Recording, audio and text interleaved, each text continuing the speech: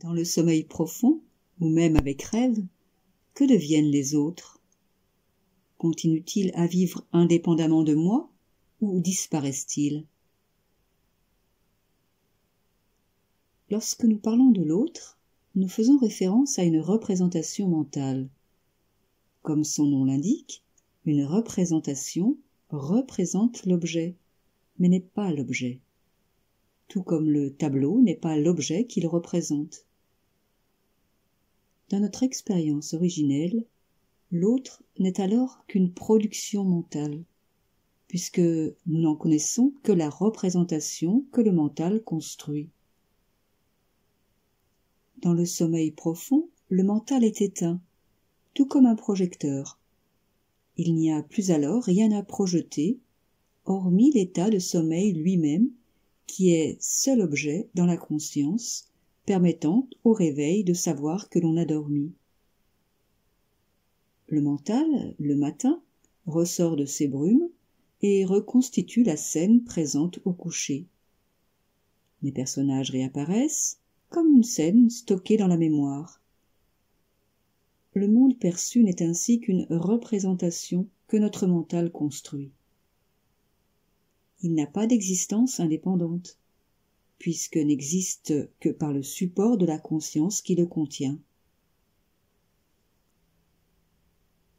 La conscience est ainsi le dénominateur commun à toute perception.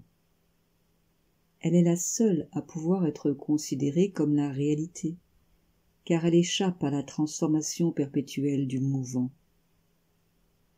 Unis à la réalité elle-même, les mouvements de la conscience sont alors connus pour ce qu'ils sont, et non plus confondus avec la réalité elle-même.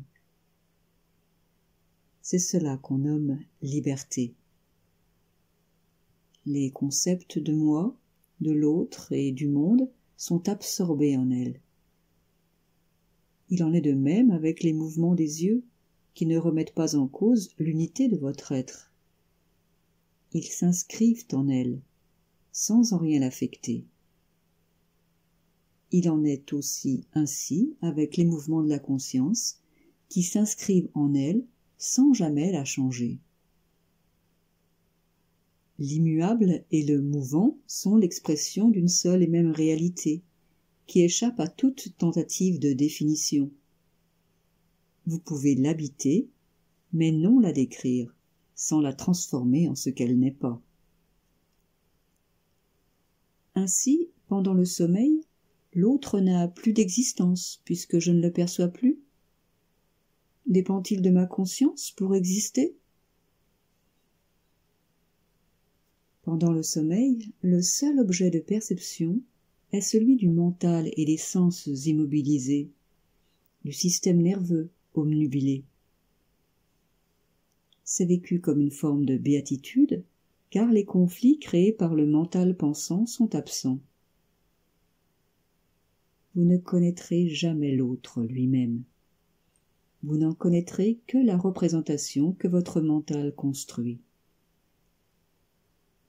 L'autre est donc pour toujours un parfait inconnu.